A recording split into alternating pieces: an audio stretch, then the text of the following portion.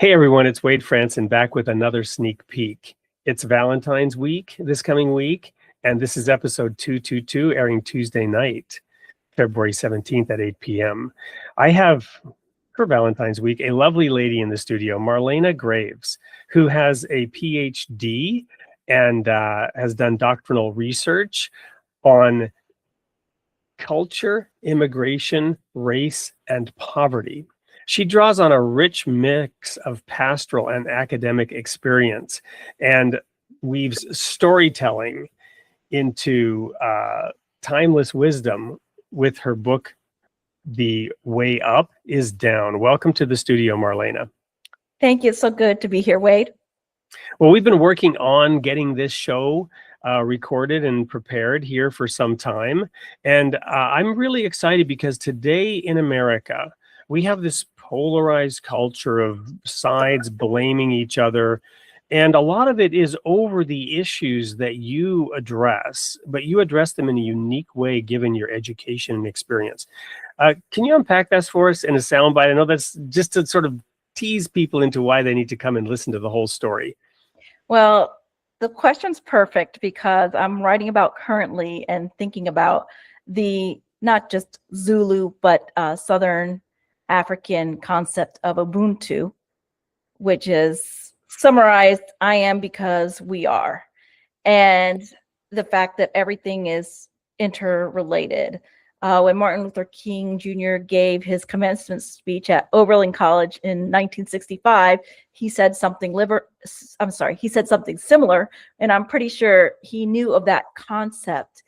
And I think, and I'm only speaking from the United States because that's my experience, including Puerto Rico, but there are a lot of people in the United States, a lot of Christians, especially white evangelical Christians, that do not understand that we're all interrelated and that my well-being is tied to yours and everyone else's.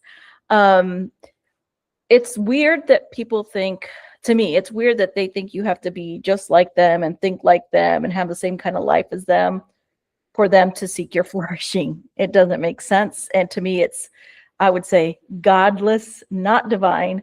And so those subjects about poverty and immigration and basically everything that's blown up here in American culture, as you alluded to, those are really points where you can see that, where oftentimes I think people, not everyone, but there's a lot of people that if they don't know someone in a particular situation, they feel like they can somehow opt out of loving them.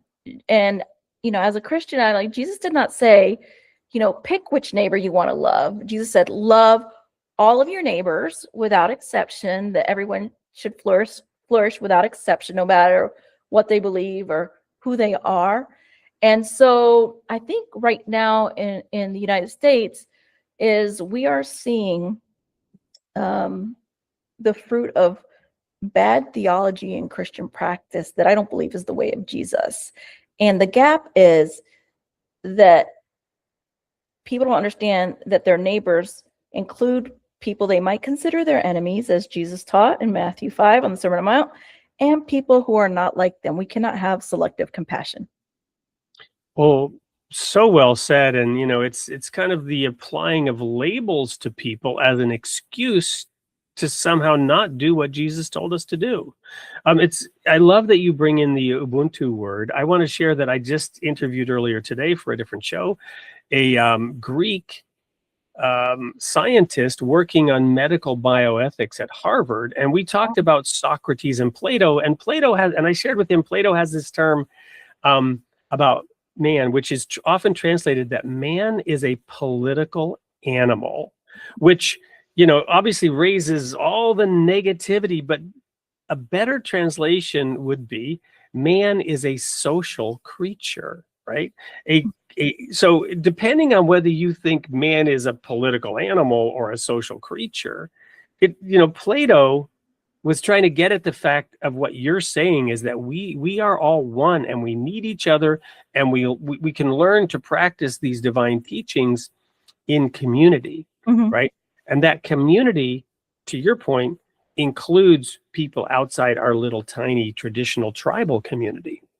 So how do you reach people to unpack that and help them see that their sort of narrow-mindedness Mhm. needs to be expanded? Yeah, I think, as you know, I think relationships important, because as you said earlier, labels, people will just dismiss me for saying, in the United States, at least, for saying this or so, whatever my language. If I don't speak the language of that tribe or the buzzword, they could tell who's in and who's out. And so, there are people that, and because of algorithms on social media, that never hear what I say or read my stuff. But I continue to keep reaching out to people that are different than me. I try not to isolate myself um, in situations where I'm around people that think exactly as I do politically or religiously, or, as, maybe people that are Christians or not Christians, because I know there's goodness in all sorts of different kinds of people. And I try to, and I think this is what Jesus did, and it can be very hard, especially if someone is acting as your enemy, like is abusing you or hurting you. I don't want anyone to put themselves in an abusive situation, but I keep trying to reach out and keep myself open to people, because I just read something last night that bothered me about one kind of political group. There are people saying, "Oh, you finally came around to see what we've been saying forever, too little, too late." And I'm of the mentality, yes, I would have wished that someone would have came around earlier to seeing what I believe to be the truth. But I kind of think of, well, better late than never, because there's some hope. So I try to hold out hope in myself when if I have a visceral reaction to someone or their behavior because I feel like they're hurting someone else. Usually it's because they're hurting or oppressing someone else. That's when I get really upset. I'm like, I try to remember that they are a human being, and there's probably lots of goodness that I don't see. And I also remember that I wasn't where I am now. I wasn't there 20 years ago. There needs to be room for growth. And I feel like in our current, at least the social media culture, if you don't got it right now, then you're going to get run over by whatever side you're at. There's no room for nuance or for people going on a journey. And so I try to remind myself of that frequently so that I can keep reaching out to people. And I think the more that people can know me personally, which is hard, right?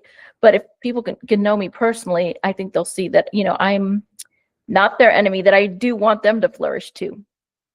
Yeah, I mean, I love that you brought up too little, too late, because why not say, thanks for taking a step in my direction. Let's talk.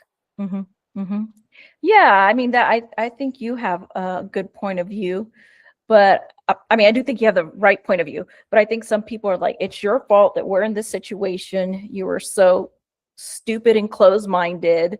I can't forgive you, or I can't deal with you, so you deserve all the bad consequences. But to return back to Ubuntu, my well-being is tied to the well-being of those people that aren't necessarily like me. And again, I'm not saying to put ourselves in physical or emotional or spiritual danger. I'm, within bounds, but we are to keep, I don't know, for lack of a better word in politics, trying to work across the aisle or across the denomination or religion to keep seeing the humanity in people, and maybe be willing to say, there's some things that I don't understand. But I'm still going to seek your flourishing. Amen to that. So there you have a sneak peek into what we will be talking about this coming Tuesday night, 8 p.m. Central, with Marlena Graves on Created in the Image of God on February 17th. We'll see you there.